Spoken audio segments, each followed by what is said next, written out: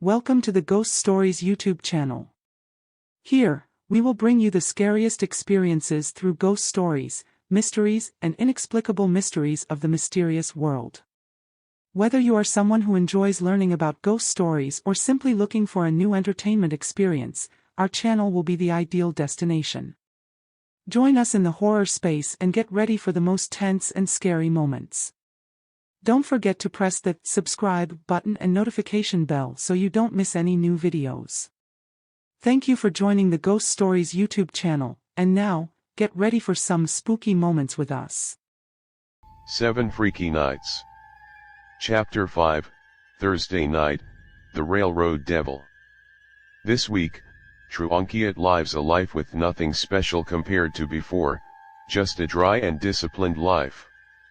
Hotudin is sick and has not been feeling very comfortable these past few days. One night I dreamed about Vuongo. After the dream, I felt like my whole body had no strength left and I didn't know what was happening or what would happen. The weekend came again. Thatch Enum finished dinner and ran down to Truunkiat's room on the 4th floor very early. They waited for the two girlfriends while talking about the sky and the sea. The habit of gathering on weekends has become a tribute to their spirit. The stress of the week has made everyone's spirit tense like a guitar string. On weekends, they relax, waiting for some joy, sometimes shivering or having their hair stand up in fear. Chatting casually for a while, the clock pointed to 9 o'clock.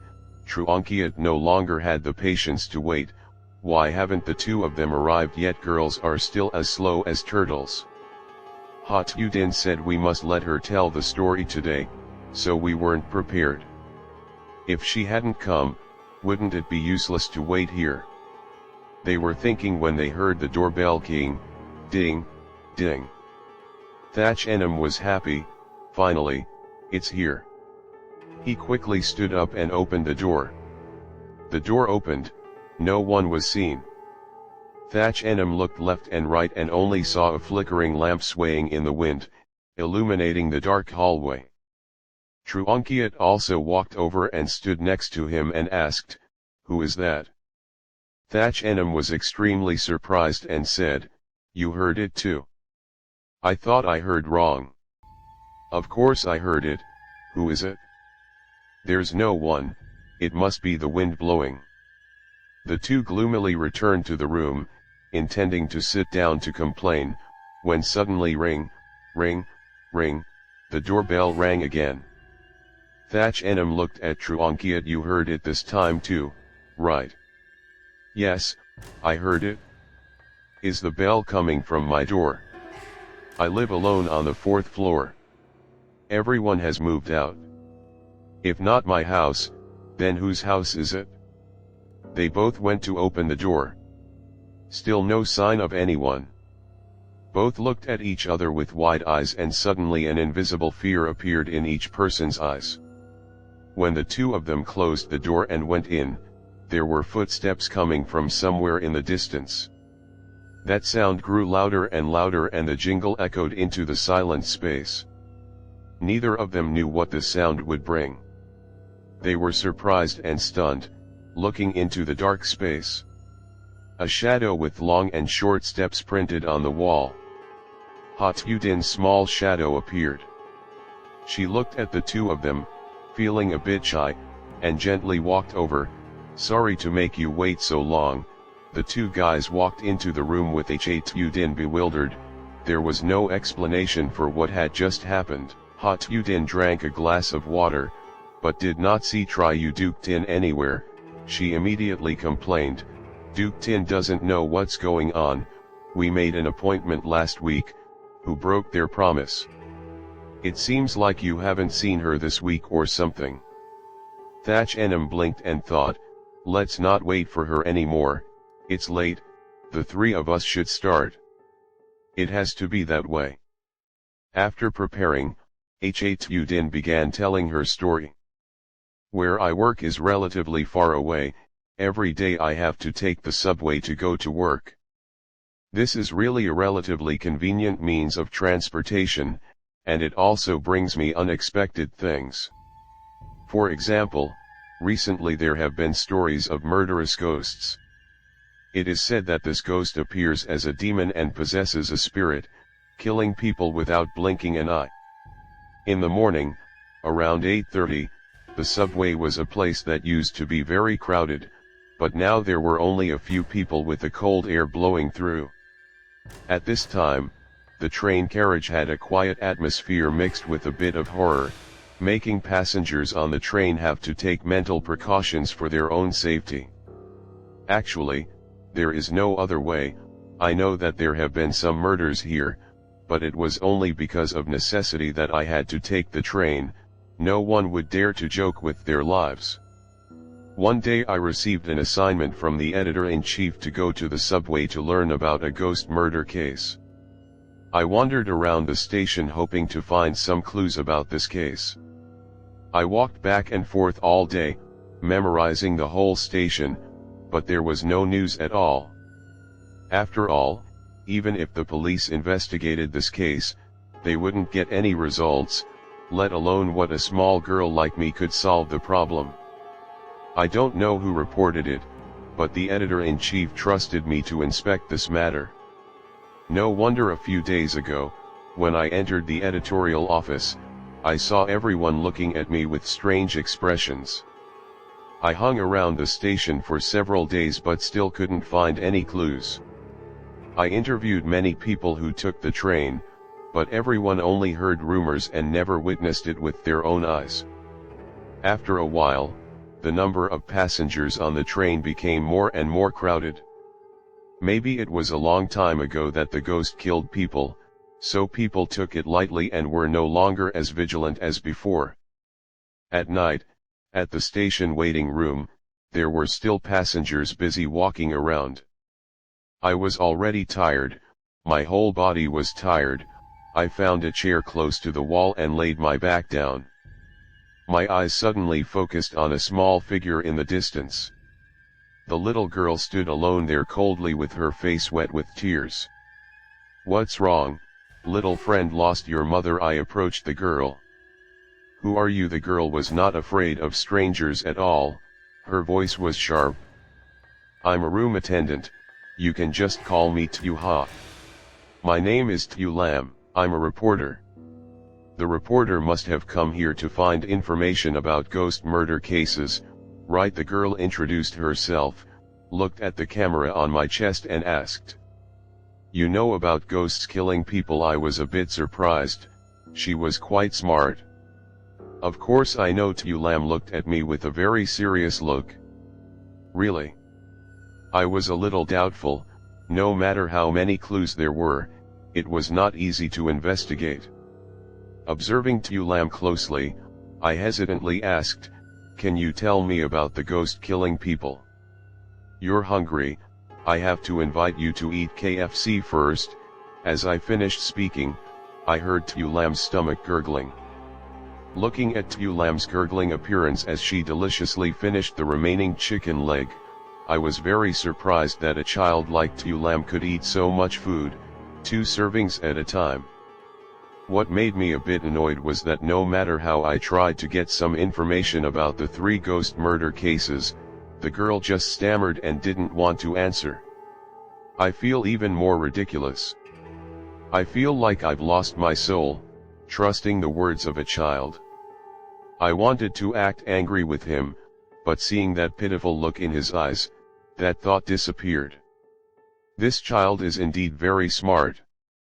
After eating KFC, I asked her where to take me home, but she refused to say, and also hoped I wouldn't go home in a hurry. I also feel a bit embarrassed. It's this late and the girl still doesn't want to go home. I wonder how worried her parents are. I insisted on taking her home, but she said it was dark and she couldn't remember the way. There was no other way to deal with her. I decided to take her back to my house. It was too late now. If it was any later, I probably wouldn't have dared to go home anymore. At that time, I lived with my colleague named Umai in a villa area.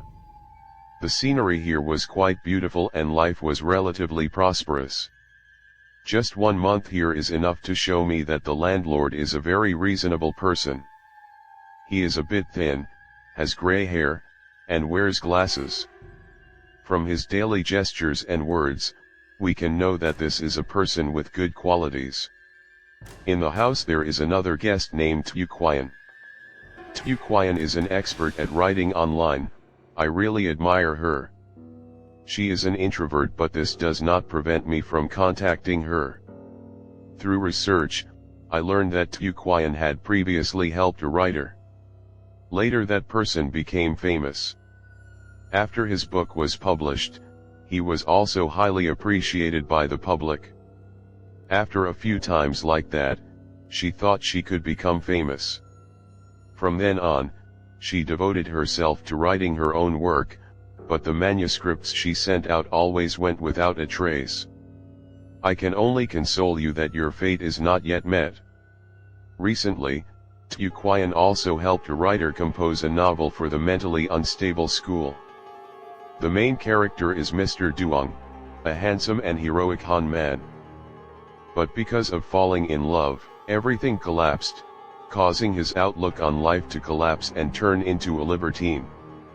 The deep impression when reading this article is that when she mentioned Mr. Duong's cow bone rope, she described that rope with the only sentence, "The rope is made from the bone of a living cow."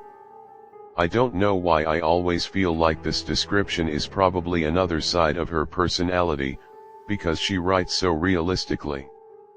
Since Tuquayan wrote this novel, I always have the feeling that she has completely changed. She often likes to go out alone late at night.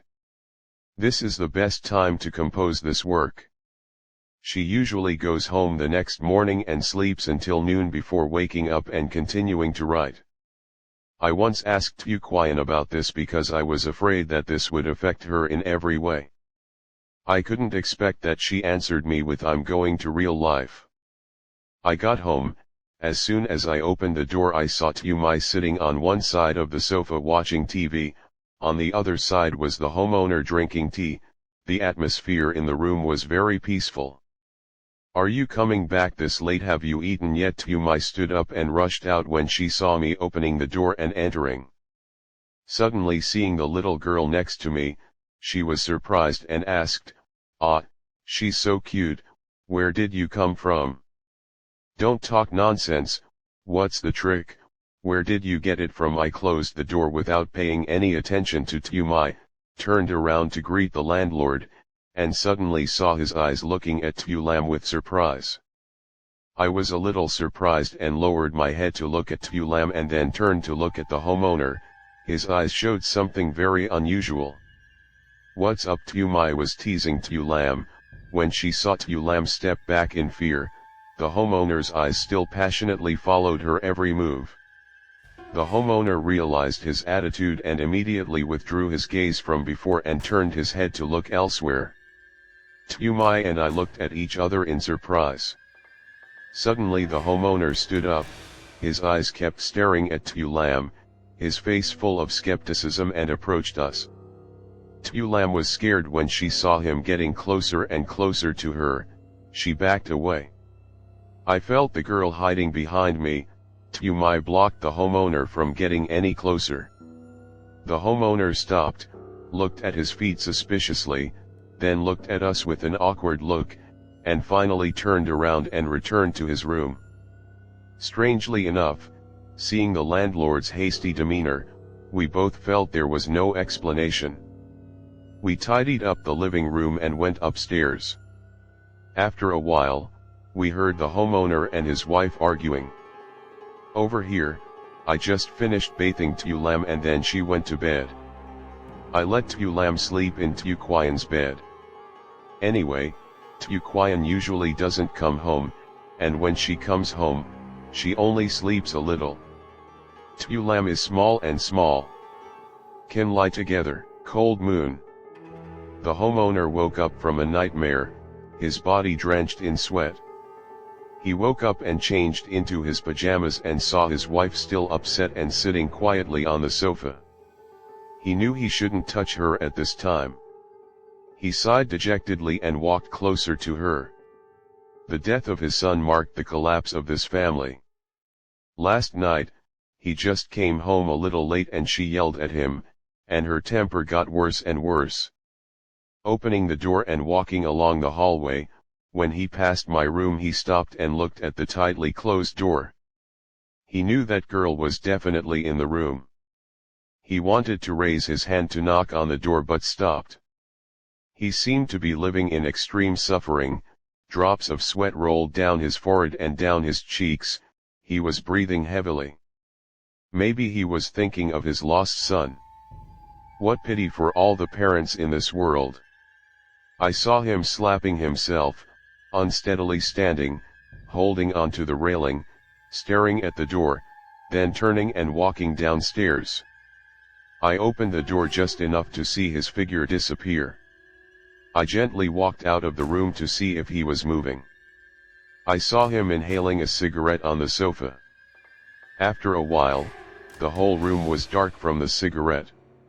He stood still, feeling uneasy, then returned to his room. After a while there was no movement. I pretended to get up to urinate at night and went to his room. I heard the voices of the two of them saying something to each other. It turned out that he had just had a nightmare. Dreaming of Tulam running forward, behind him was a group of men chasing fiercely in pursuit. That man was wearing a red shirt that was as soaked as Tulam's blood. It seems that he still cannot forget his lost child. It was bright, and when the dawn light just shone into the room, I opened my eyes and looked around drowsily. A gentle ray of sunlight appeared through the window and shone on me. I stood up and stretched with vitality. Looking at the clock, I guessed that Tumai and Tulam weren't awake yet.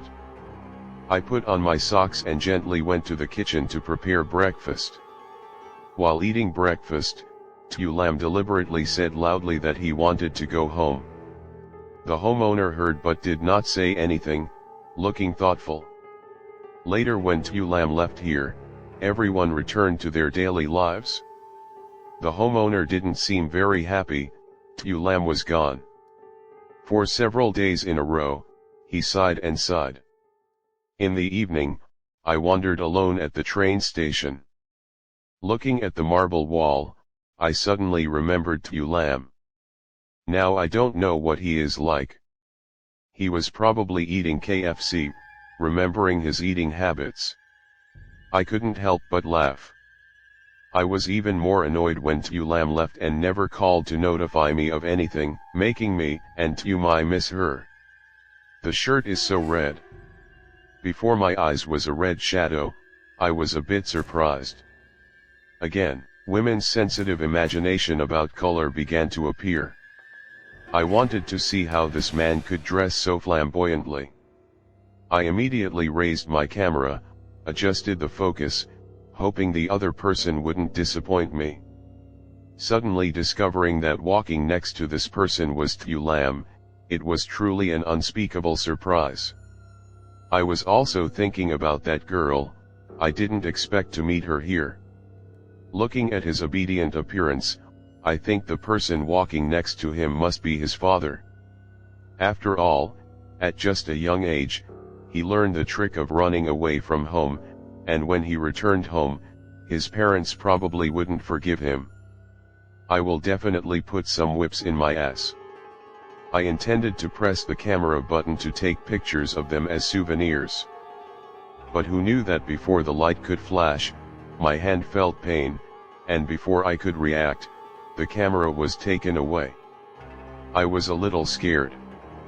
When I reacted, I only had the camera strap in my hand, so I quickly chased after it. Returning home, I sadly sat in the living room, thinking I was really unlucky. My camera was stolen, but luckily I chased it to the end in time. Although the camera was taken back, the thief fell and the camera fell several times on the road. What should I do? How can I explain this to the editor-in-chief? I had to withdraw my own money to buy compensation. Tumai sat next to me while cursing at the evil thief and advising me not to worry, my boss probably wouldn't be that bad. The homeowner entered the living room with a cold face and sat down on the chair, his eyes blankly looking forward. "Uncle, what's wrong?" Tumi and I both looked at him worriedly and approached him to ask. His voice lowered. "Tulam is dead." At this moment, he really regretted it. He thought he had to protect Tulam, but he didn't expect that in the end, he still tormented himself. What? I didn't dare believe my own ears, thinking about the man in a red shirt I met in the train station. At first I thought he was the girl's father, now thinking about it, he was that man is indeed a murderous ghost.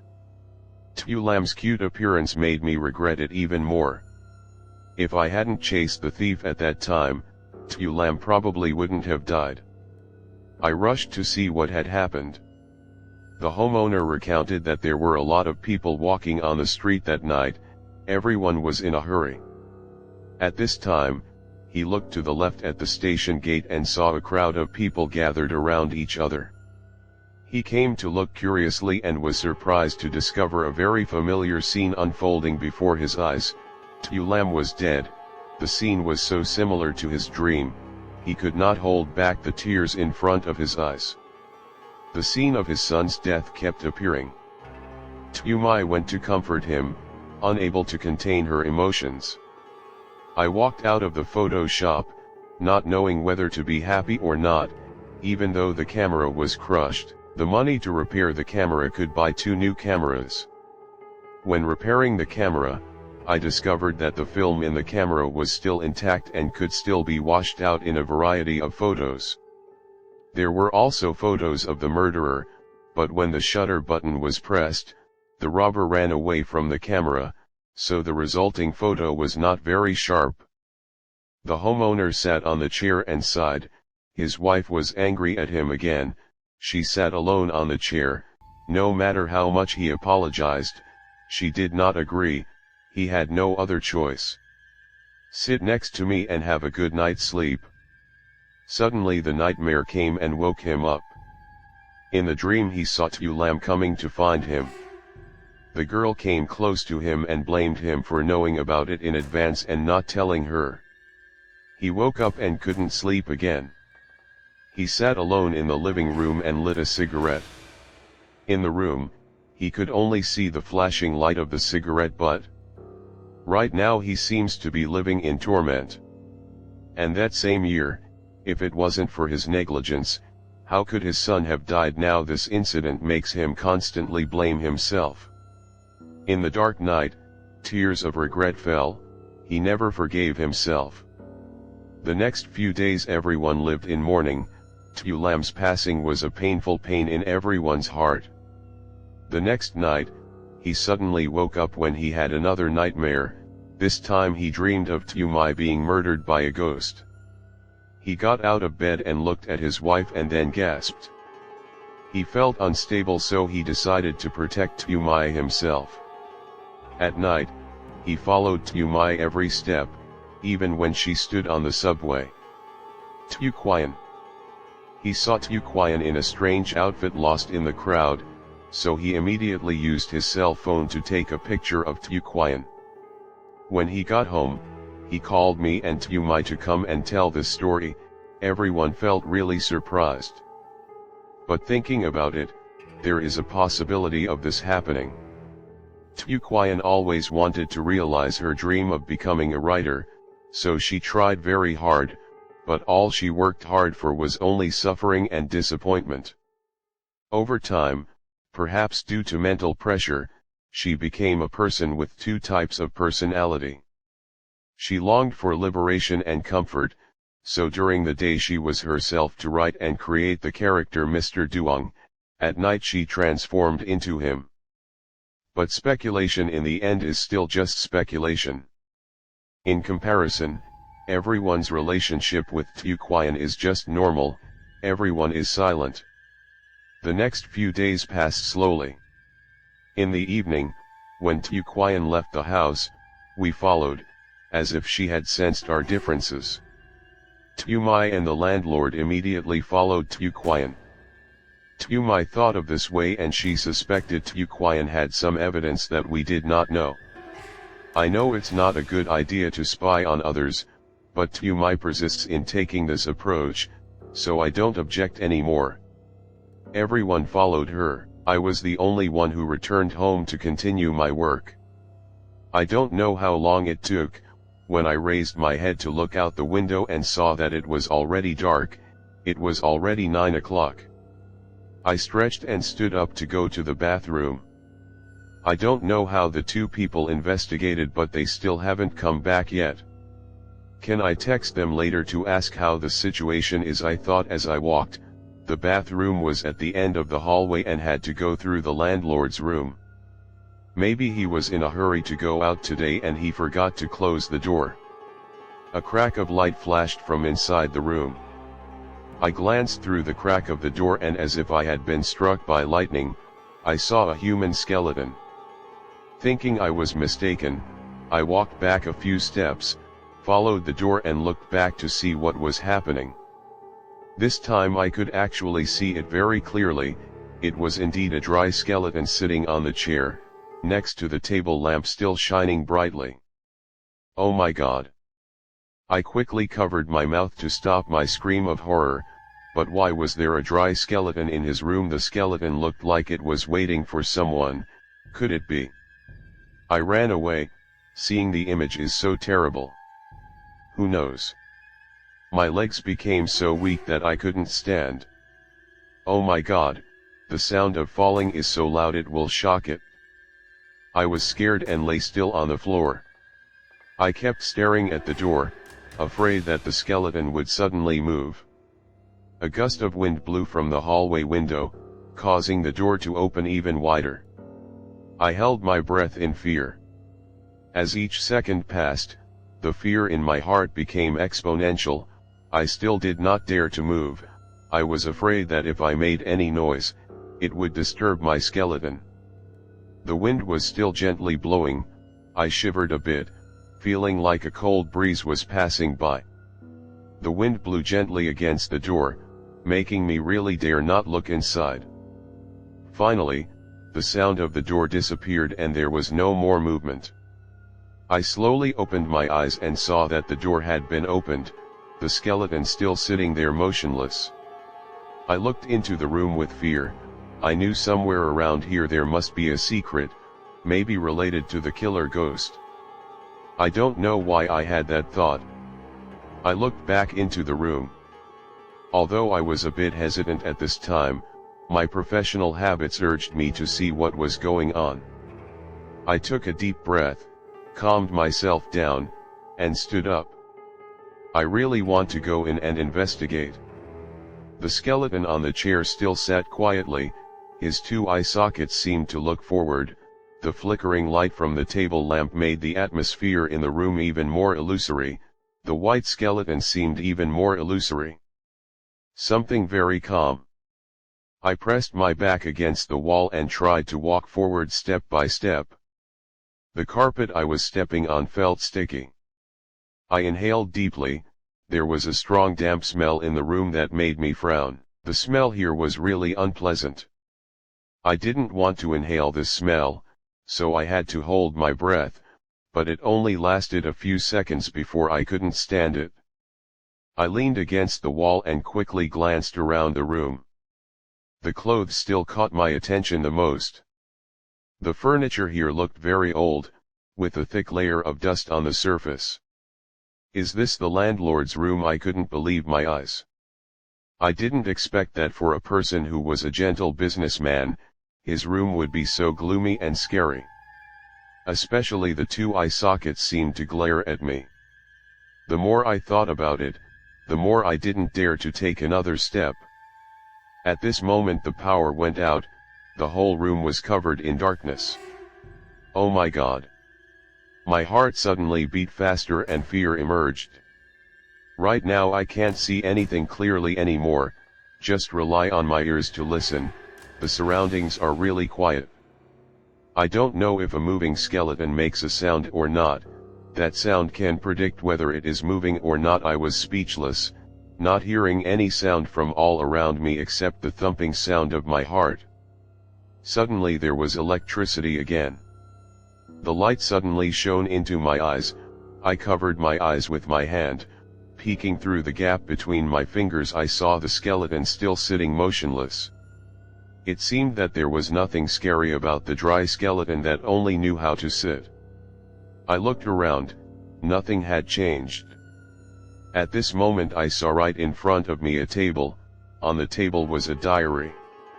Maybe when I entered the room, because I was so scared that I didn't pay attention to the diary. Looking at this diary, it is no different from other objects in the room. It is also covered with a layer of dust. I looked at the skeleton again and then picked up the notebook, which was a 16K diary with a genuine leather cover.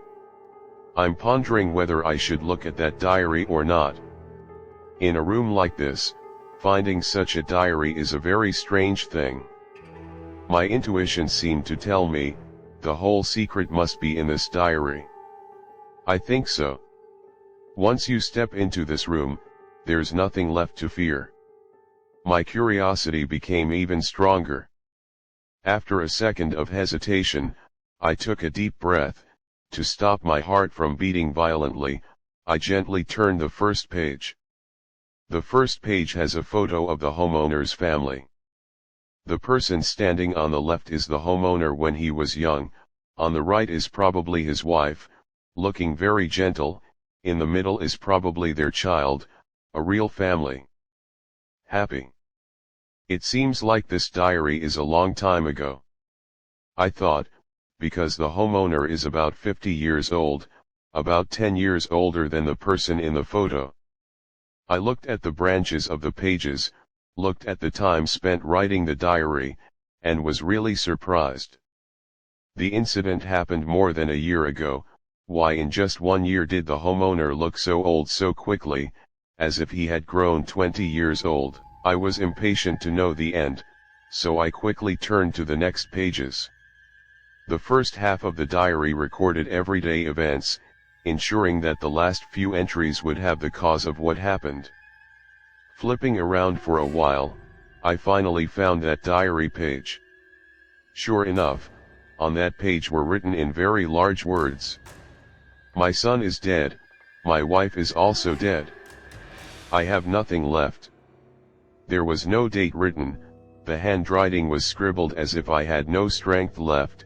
I flipped forward a few pages, the date was written as October 4th, 2004.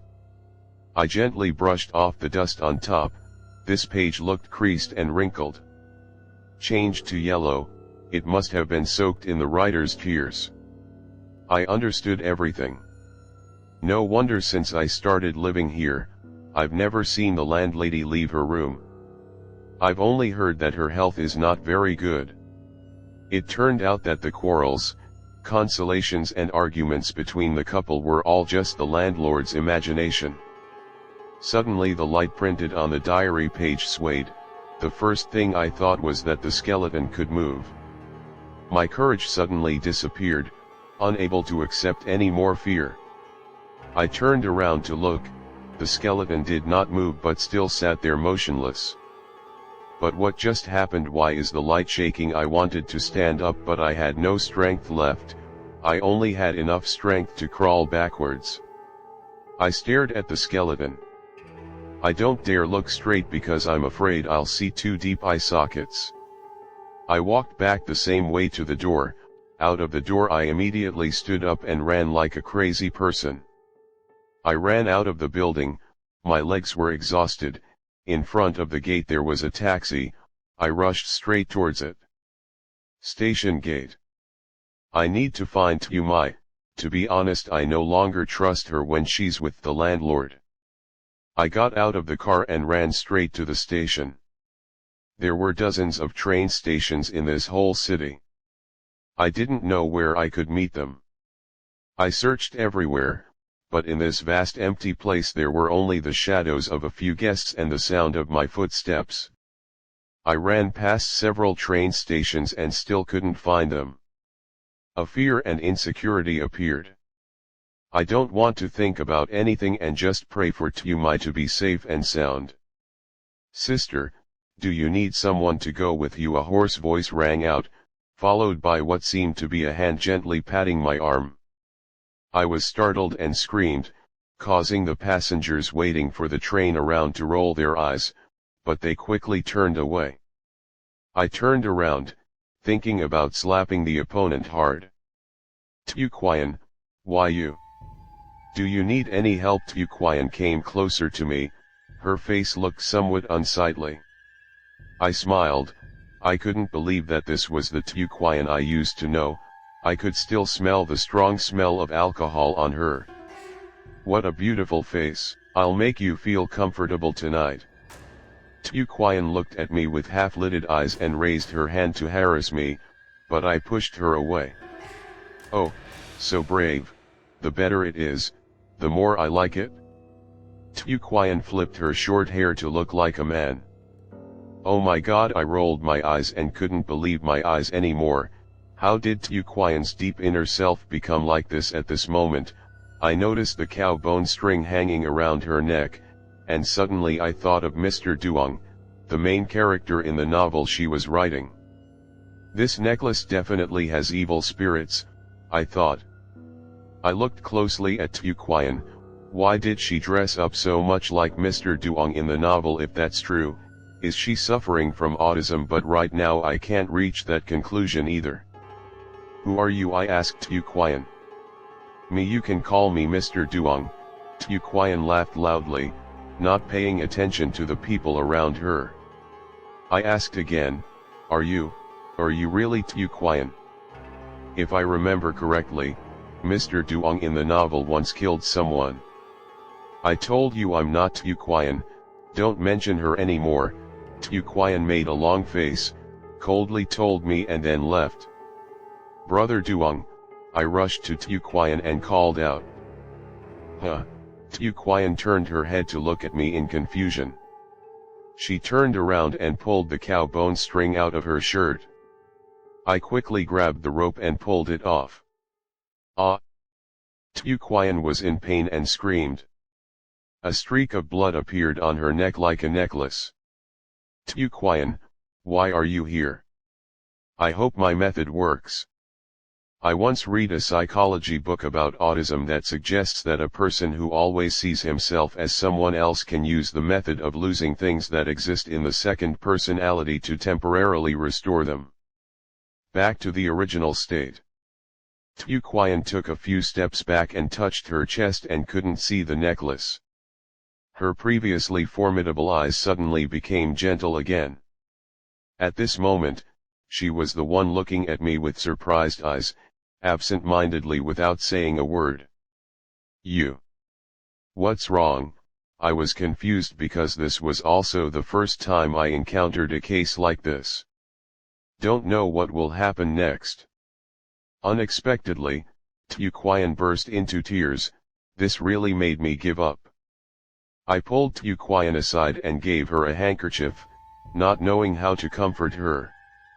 I looked around again, still worried about Tumai.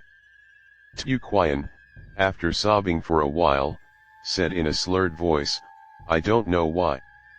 Since writing that novel, my personality has changed. Seeing that she had regained consciousness, I asked, have you seen Tumai anywhere? Tumai isn't Tumai with everyone. Tuquian gently touched her neck where there was a necklace shaped like fresh blood. She went out with the homeowner but hasn't returned yet.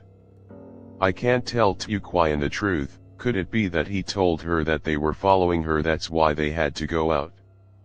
Because temporary things lie first. Or something happened to Tumai? Tuquian asked urgently.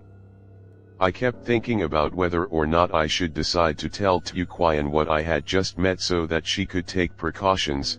I know who the killer ghost is, I hurriedly told her. Story happens. Tuquian was also horrified after hearing this. We both searched for several places to get on the bus but got no results. I was even more worried. When I called Tumai, the phone was turned off. I really don't dare to imagine what I would do if something happened to Tumi. Recently, there was a ghost murder incident, so the whole station was empty. Tuquian and I screamed in worry, the echoing scream sounded so empty and lonely. We looked around, suddenly an arm quickly reached out and wrapped around my neck, covering my mouth tightly. Being surprised made my heart stop beating. "SHH, I'm Tuquian, the killer ghost is here," Tuquian whispered in my ear. My heart felt like it was tightening again, I was scared to death. "Over there."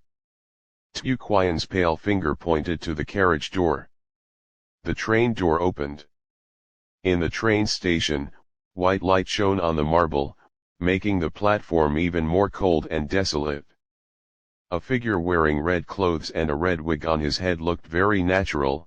It was the homeowner stepping out of the carriage with his whole body covered in blood. We both covered our mouths to keep from screaming. Even though I knew in advance that he was one of the murder suspects, now I was threatened by him in a different way. I never imagined how he would kill people. Stepping across the yellow line waiting for the train, the homeowner hesitantly looked around. His whole red body seemed to escape this world of gray and white, like a ghostly soul. I didn't see Tumi next to him, I quickly rushed over. "Tudin," Tuquian quickly rushed forward as if to pull me back, but the hem of the shirt was too small and had slipped out of her hand, making it impossible to grab me back. I ran straight to the house owner. With every step I took, I could clearly feel the sound of my own heartbeat. Every step I take makes me feel closer to him. There is only one thought in my mind right now, I wonder if Tumi will be safe. The sound of footsteps startled him, he slowly turned around, his eyes squinting due to the distance. Suddenly, his eyes lit up as if he was in a fighting stance. "Tell me how Tumi is. Did you kill her?" I rushed forward, grabbed his hand and shook him. "Yes, Tumi was killed by me," he laughed crazily, his whole being seemed to boil. He squeezed my neck with terrible force. I wanted to tear his hand away but I didn't have the strength, it felt like a knife was cutting into my neck. Ha ha, for him this was enjoying the feeling of seeing someone die slowly in fear. Cough, cough, I found it hard to breathe, without waiting another moment I just punched and kicked him. Ha ha ha, he licked excitedly at the crack. Suddenly he pulled out a knife blade from his pocket and lightly slid it across my face. "Oh, don't," I found myself breathing harder, my whole body seemed to no longer have enough strength, my helpless arms were frantically punching around.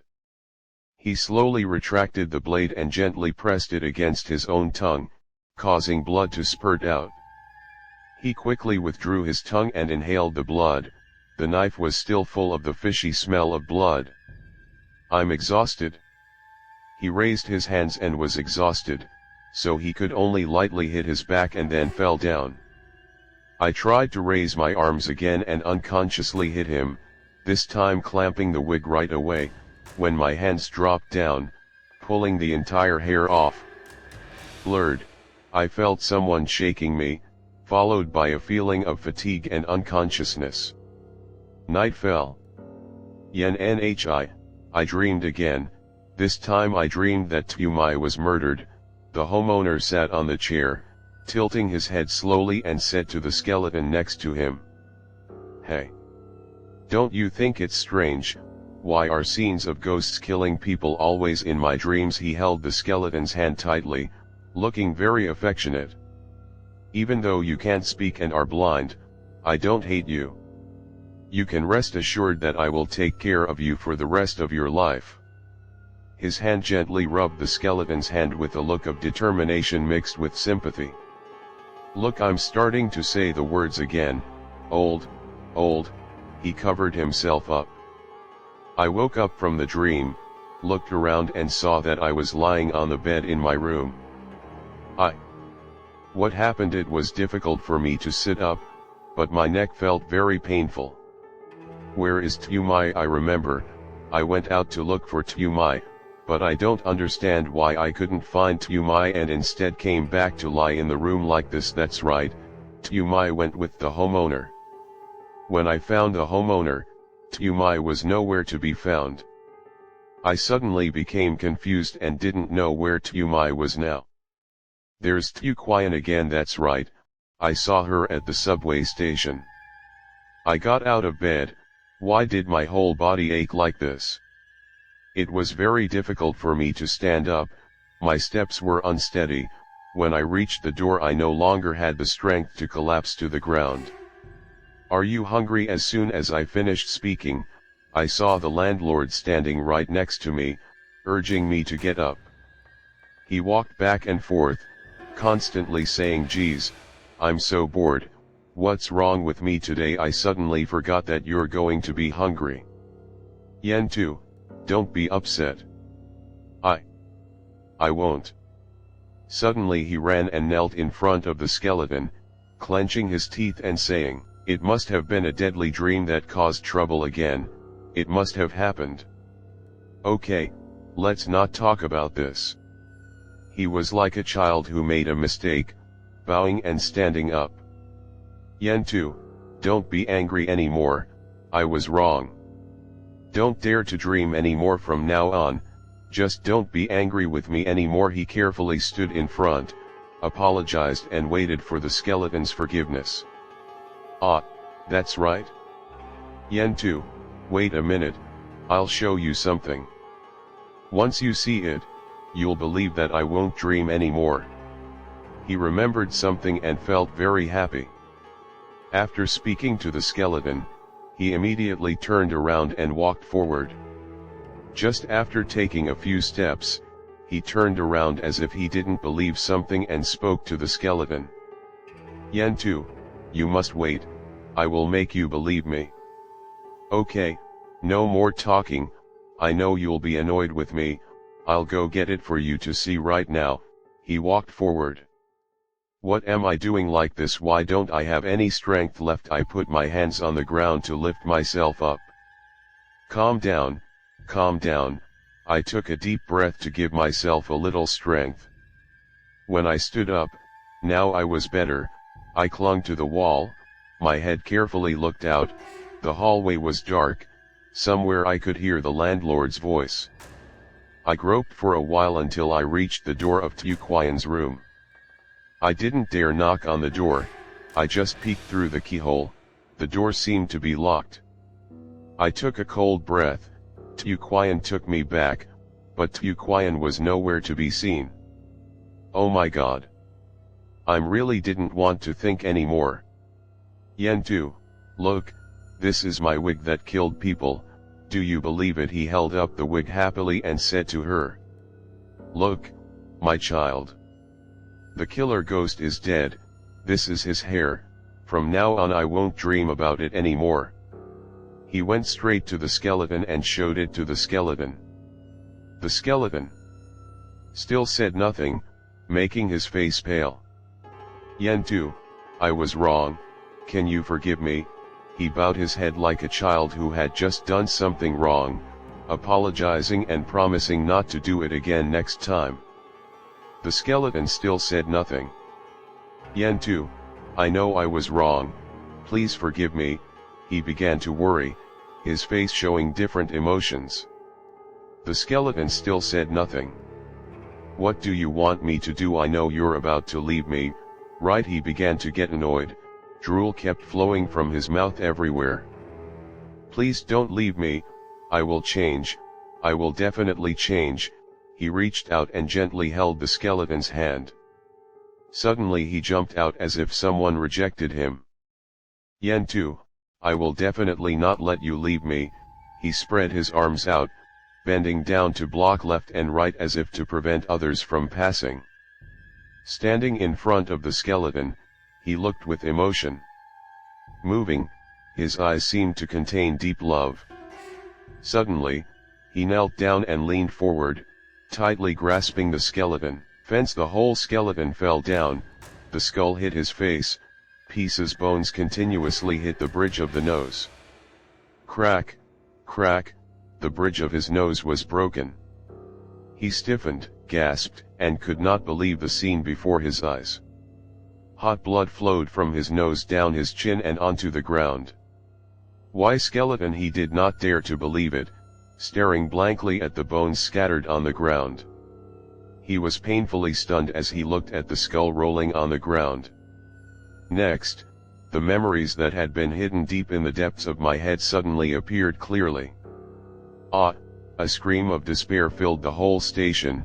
Everyone was startled and turned their heads to see the platform full of blood and a head floating in the hallway. Child! Yen too screamed. He lifted his wife's head up and his heart felt tight. That painful memory made tears of pain roll down my face. At that moment, another memory appeared. In the station, he wore red clothes, a wig, and a knife in his hand, weaving through the crowd. It was another scene in his memory. Tu Lam ran forward in fear. He rushed forward and hugged her. This was the baby that God gave him. He was determined not to let her run around. He didn't expect her to suddenly scream loudly. Came up and told him he was a ghost killing people. Immediately afterward, the police chased after him. Because he wouldn't let Tu Lam reveal his secret, the knife he held in his hand stabbed straight into her little body. He painfully banged his head down there, scratched his hair like crazy, drool kept coming out of his mouth, his eyes became more and more dull, he ran out like a crazy person. Ha Tu Din and Vuongdo lived on the same floor. Vuongdo's death made her uneasy, especially when passing by his room. She often bowed her head and walked quickly. It's winter, the weather is starting to get colder. After returning from work, she quickly opened the door and quickly entered the room. The feeling that only home is the safest place. The room was very cold even though there was a heater. But I don't know why it feels warm outside, while inside the room it's bone-chillingly cold. She sat on the bed and took a light breath. In the dark night, gentle mist appeared, maybe because the heater was not hot enough. She turned around and wanted to drink a cup of hot water. At that moment, she saw the window glass door shaking as if someone was outside. In this quiet room, the sudden rush of quiet sounds surprised everyone. She stared at the window and didn't dare leave her seat. It seemed like a long time ago that she noticed and understood that the leaves of the trees swayed thanks to the wind. She stopped in front of the table and read the book she liked, which was Existence and Nothingness. She didn't believe in the correct truth of existence, but this time she did really think about whether or not there is a connection between Vuongdo and the cabinet. Reading for a while, she felt a bit tired, then sat back in a chair to rest. Outside the window the wind kept howling. The howling wind made her extremely scared. She turned on some light music to relax her nerves. The gentle music made her fear disappear, leaving only the lonely night, and the roaring winds outside seemed extremely small. Listening to the gentle sound of the piano made her feel a bit contemplative. Whoosh, the sound of a plate tripping was harsh in her ears, as if someone was knocking on the door. She was scared by this noise. Listening closely, I discovered that there was still music that was not echoing but had a rhythm. The disc was still spinning. If there was no music, I would have only heard the sound of the door banging outside. She stood in front of the window, shouted with all her strength, "Who is there?" Her voice was so broken that even she found it difficult to hear because of this scream. "It's me, Tri Yu Kwang." "Then come in." Hearing Tri Yu Kwang's voice, she felt much more secure. Tri Yu Kwang is a normal person who doesn't like to talk very much but is very honest. It must be said that he is a very special person. I don't know why he came to find her so late. She opened the door, only to see Vuongdo standing there staring at her. End of chapter 5, see you again in the next chapter. Thank you for taking the time to watch Ghost Stories video. Hopefully the content has brought you interesting and meaningful moments.